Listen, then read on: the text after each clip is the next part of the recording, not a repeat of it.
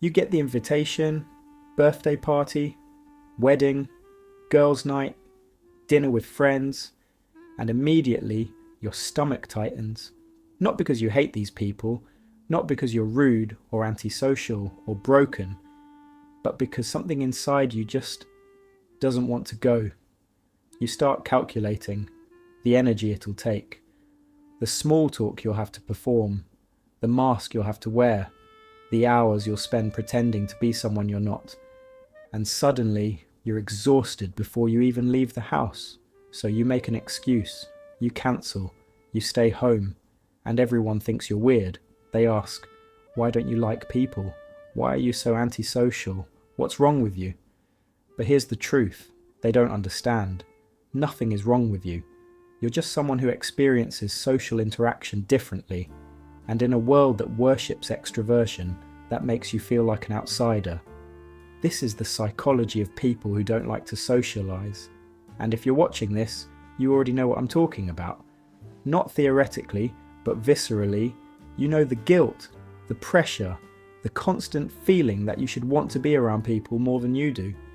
Today, we're going deep into what's really happening, because this isn't about being shy or broken or damaged. It's about understanding how your nervous system works, what your energy actually needs, and why you've been misunderstood your entire life.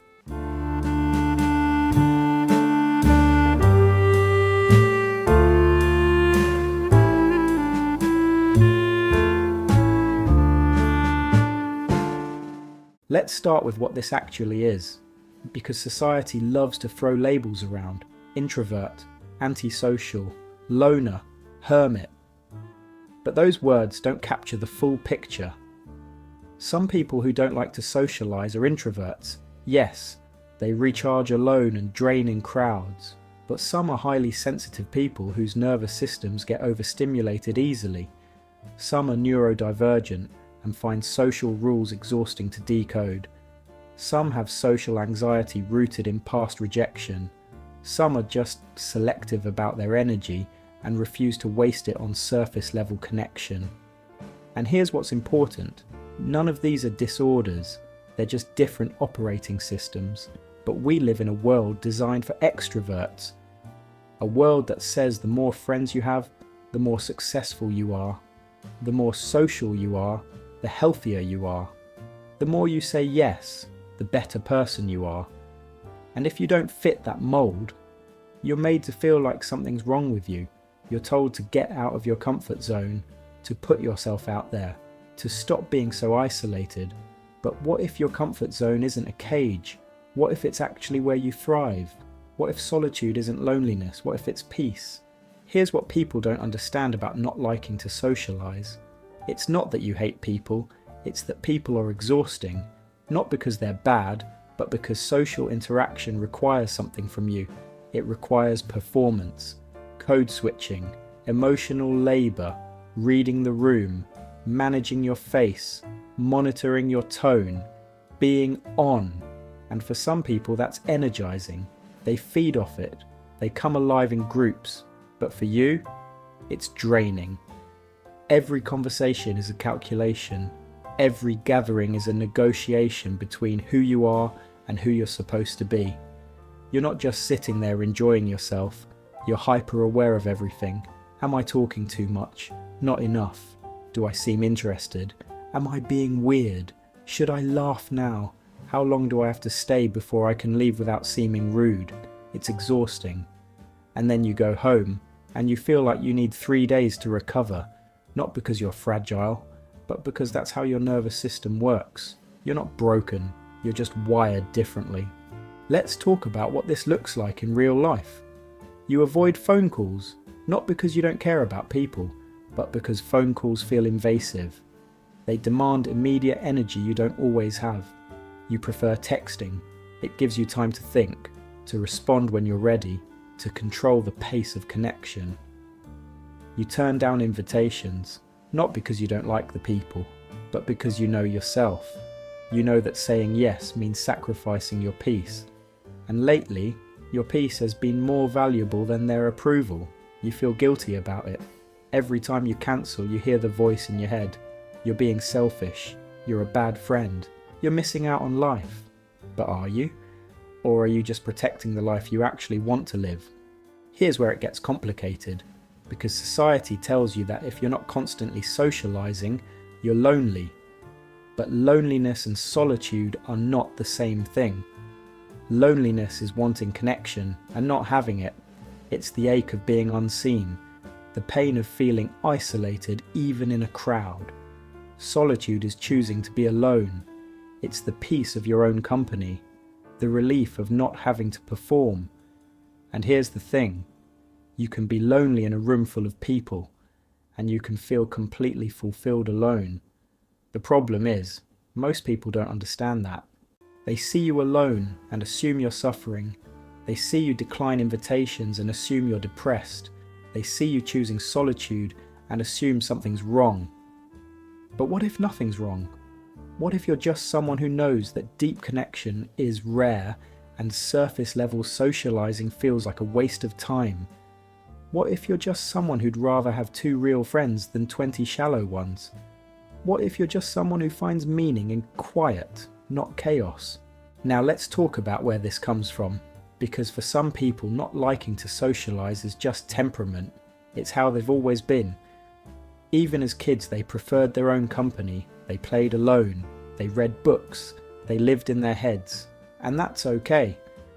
But for others, it's different. It's not temperament, it's trauma. Maybe you grew up in a chaotic household where people were unpredictable, where love was conditional, where you learnt that people hurt you so you withdrew. You built walls. You learned that the safest place was inside yourself. Or maybe you were bullied, rejected, excluded, and those experiences taught you that social spaces are dangerous, that people are cruel, that it's better to be alone than to risk being hurt again. Or maybe you've just been disappointed too many times. You've shown up for people who didn't show up for you. You've been the friend who gives and gives and gets nothing back. And eventually, you stopped trying. You stopped believing that connection was worth the risk. And honestly, I get it. Because when you've been burned enough times, isolation starts to feel like self-preservation.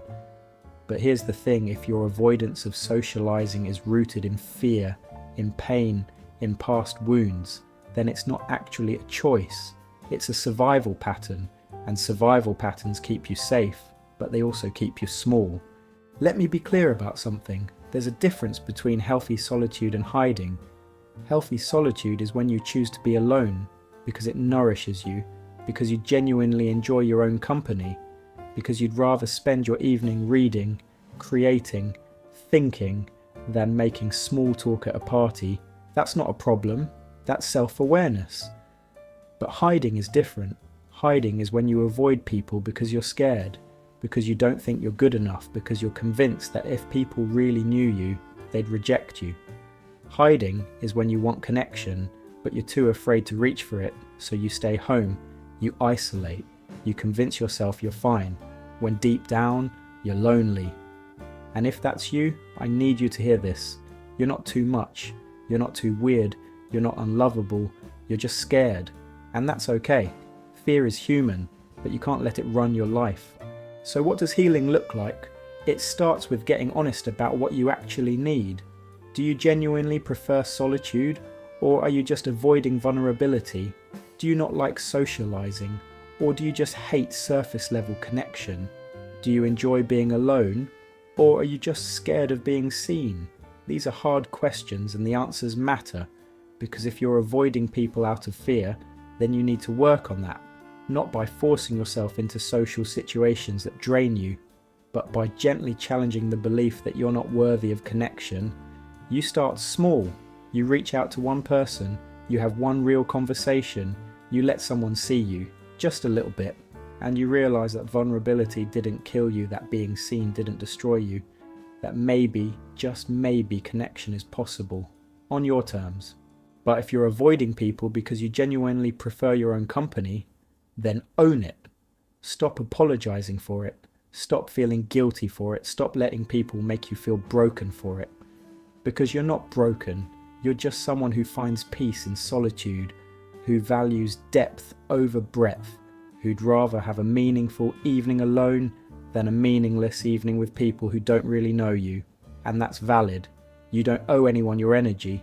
You don't owe anyone your presence. You don't owe anyone an explanation for how you choose to live your life. Your time is yours. Your energy is yours. Your peace is yours. And if protecting that means saying no to invitations, declining phone calls, and spending your Friday night alone, then so be it. Here's what I want you to understand. In a world that worships extroversion, choosing solitude is an act of rebellion. It's saying, I don't need to be around people to feel whole. I don't need constant stimulation to feel alive. I don't need external validation to know I matter. It's saying, I'm enough, just as I am in the quiet, in the stillness, in the solitude. And that terrifies people, because most people can't sit with themselves. They need noise, distraction, other people. But you've learnt to be your own company, and that's not a weakness, that's a superpower. But here's the balance. You can love solitude and still need connection. You can prefer being alone and still crave intimacy. You cannot like socializing and still need people, because humans are wired for connection. Not constant connection, not surface level connection, but a real deep meaningful connection.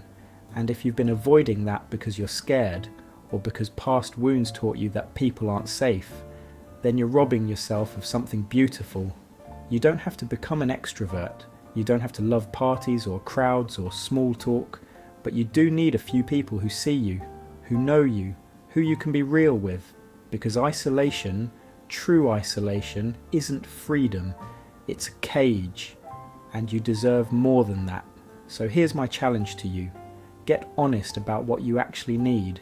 If you're someone who genuinely thrives in solitude, who recharges alone, who finds meaning in quiet, then own it. Stop apologizing. Stop feeling guilty. Stop letting society tell you you're doing life wrong. But if you're someone who's hiding, who's avoiding, who's using solitude as a shield against vulnerability, then it's time to do the work. Not by forcing yourself into situations that drain you, but by gently, carefully, opening yourself to the possibility that connection is safe, that you are worthy, that you don't have to do life alone. Here's the truth. You don't have to like socializing. You don't have to be the life of the party. You don't have to have a huge friend group. But you do have to be honest with yourself about why you're alone. Is it because you choose it? Or because you're afraid? Is it because you love solitude? Or because you're running from vulnerability? Is it because you're at peace? Or because you're in hiding? The answer to that question changes everything, because choosing solitude is beautiful, but hiding from connection is just survival, and you don't have to survive anymore. You get to live on your terms, in your way, at your pace, but you get to live, not in isolation born of fear, but in intentional solitude born of self-knowledge. You're not broken for not liking to socialize, you're just human, and you get to decide what that looks like for you.